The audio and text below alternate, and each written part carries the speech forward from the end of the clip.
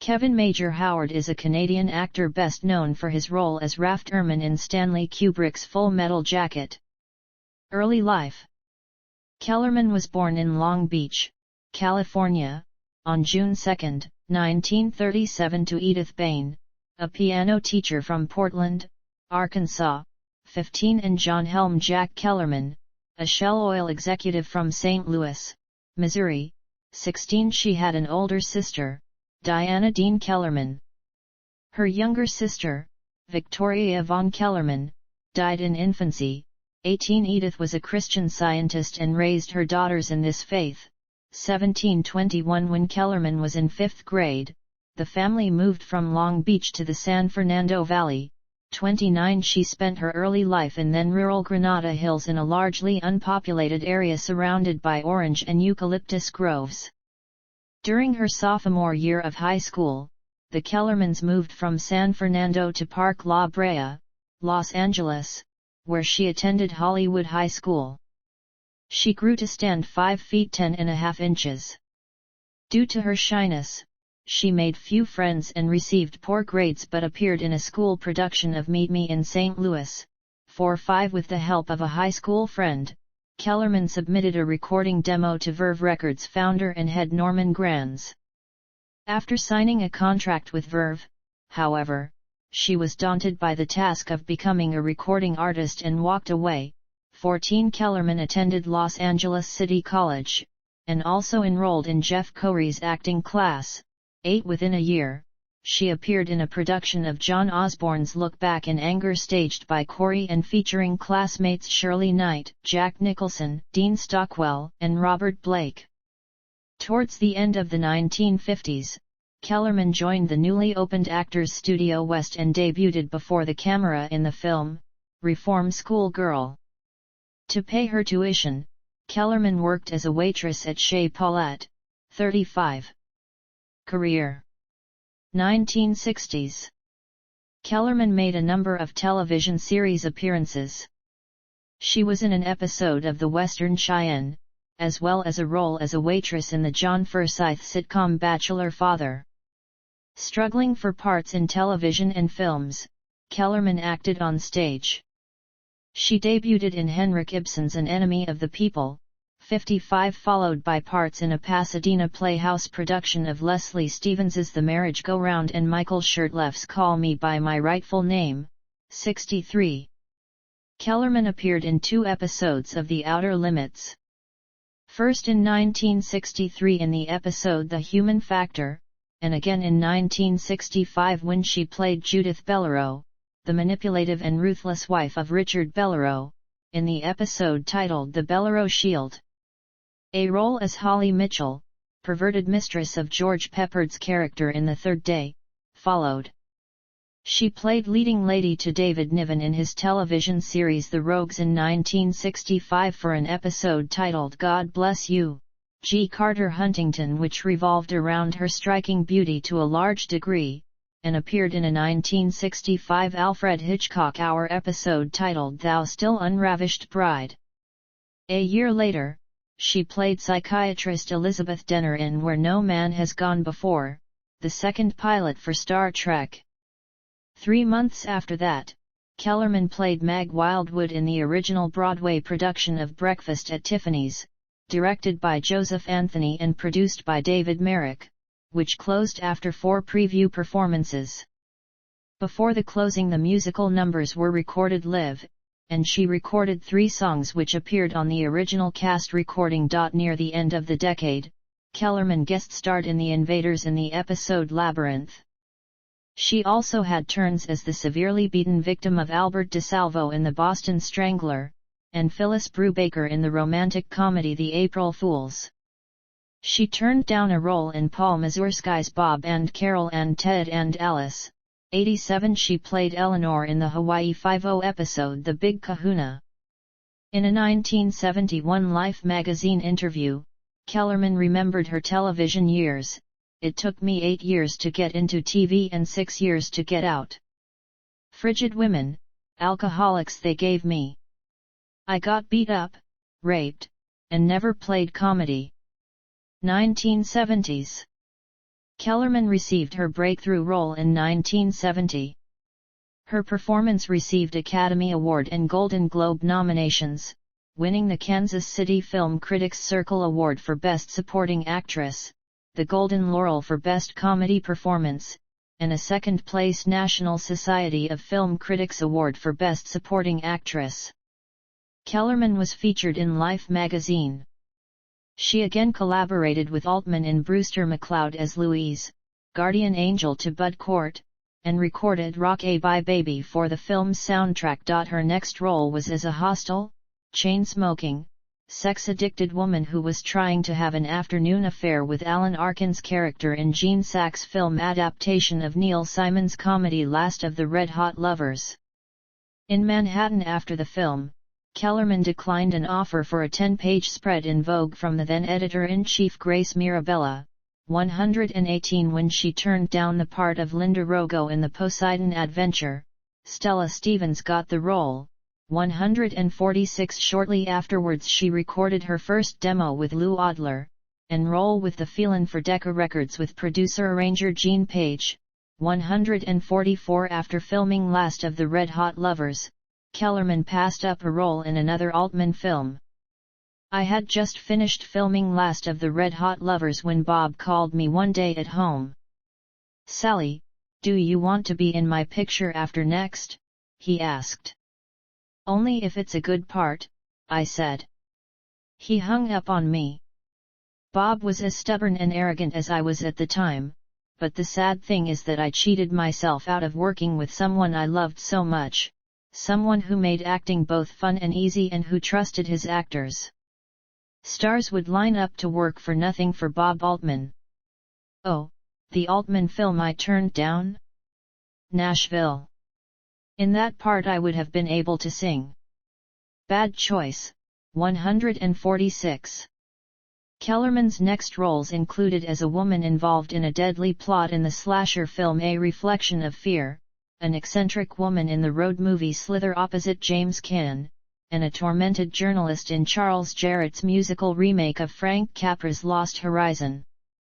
2 years later, she played McKinley Beechwood in Dick Richards' Rafferty and the Gold Dust Twins, one of two women who kidnapped driving instructor and former United States Marine Corps Gunnery Sergeant Rafferty, also singing Honky Tonk Angels. In October 1975, Kellerman sang at Reno Sweeney, and performed 2 shows nightly at the Rainbow Grill from November 25 to December 14. Her next appearance was as Sybil Crane in The Big Bus, a parody of disaster films, followed by a role as a lonely real estate agent in the Alan Rudolph-directed and Altman-produced Welcome to L.A. The next year, Kellerman appeared in a week-long run of cabaret concerts beginning at the Grand Finale Club on May 2. Songs that evening included versions of Leon Russell and Betty Everett hits. At the end of the decade, Kellerman's roles included Maureen, a veteran vaudevillian, in Verna, USO Girl, Veronica Sterling, a party-addicted socialite, in the made-for-television film She'll Be Sweet, and Lisa Bach-Weiss, one of several wives of Pasquinel and daughter of Herman Bach-Weiss in the 12-episode miniseries Centennial. Kellerman played Kay King, the pretentious and kooky mother of a lovelorn daughter, in George Roy Hill's A Little Romance. 1980s. Kellerman began the decade as Mary, a divorced middle-aged suburban mother struggling to raise her rebellious daughter in Adrian Lynn's Foxes, Martha, a 6 times married eccentric, in Bill Persky's Serial, and the silly but sophisticated Mrs. Liggett in Jack Smite's Loving Couples.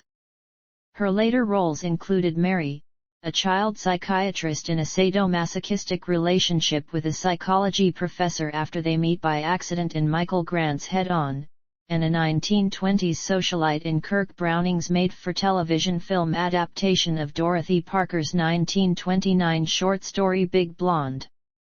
From October 3 to November 15, 1980, Kellerman starred as Julia Seaton in an Amundsen Theatre production of Philip Barry's Holiday with Kevin Kline, Maurice Evans, and Marissa Berenson. On February 7, 1981, Kellerman hosted Saturday Night Live, appearing in 4 sketches and closing the show with Donna Summers starting over again.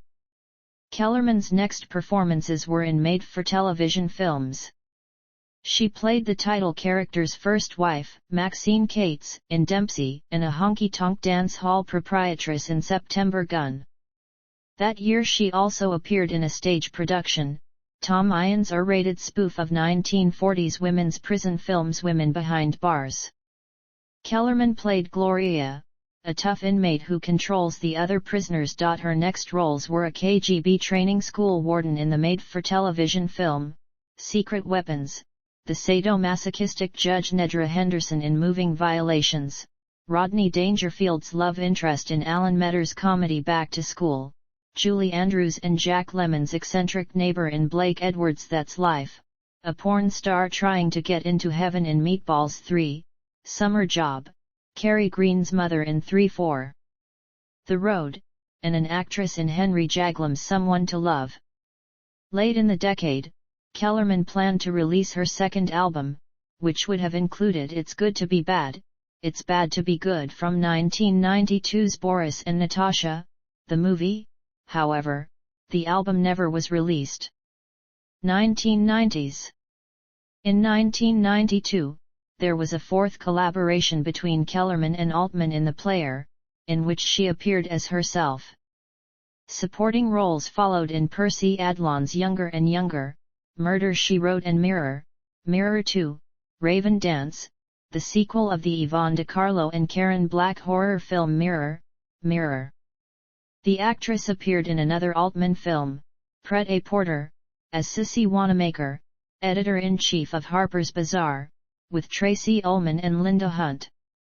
During filming, Altman flew Kellerman and CO star Lauren Bacall from Paris for his tribute at Lincoln Center. From April 18 to May 21, 1995, Kellerman played the title role in the Maltz Jupiter Theatre production of Mame. Around this time, Kellerman appeared in back-to-back plays in Boston and Edmonton. In Boston, she played Martha in the Hasty Pudding Theatricals production of Who's Afraid of Virginia Woolf, and starred as Mary Jane Dankworth in a 2-character production of Lay of the Land with Michael Hogan in Edmonton. 217 That year Kellerman planned to release her second album, Something Cool, featuring songs from the 1950s. In 1996, Kellerman played a calculating sister in an episode of The Naked Truth, Sister in Sex Triangle with Gazillionaire. A year later, she collaborated with Altman for the last time in All the President's Women, an episode of the director's TV series Gun. The actress then co-produced and reprised her Canadian stage role in a film version of The Lay of the Land. In 1997, Kellerman was scheduled to play the title role in Mrs. Scrooge, a slightly different Christmas Carol, a made-for-TV film version of Charles Dickens' novella. In the film, Mrs. Scrooge is a homophobic widow whose late partner and 3 other spirits awaken her to the reality of AIDS. Although it was never released, the actress told a reporter for The Advocate why the project was more personal than professional. My sister's gay and was gay before it was popular. My sister is a very loving person. So is her girlfriend. And my daughter is an amazing woman. They're all heroic in my book. Kellerman appeared in the 1998 Columbo episode Ashes to Ashes. On June 10, 1999, Kellerman joined actresses Kathleen Turner and Beverly Peel in a Planned Parenthood press conference supporting a proposed law introduced to the U.S. Congress. 2000s. At the beginning of the century, Kellerman appeared in Canon Theatre's production of Eve Ensler's The Vagina Monologues with Terry Hatcher and Regina Taylor. This was followed by a cabaret show at Feinstein's at the Regency, which opened with Helen Reddy's I Am Woman.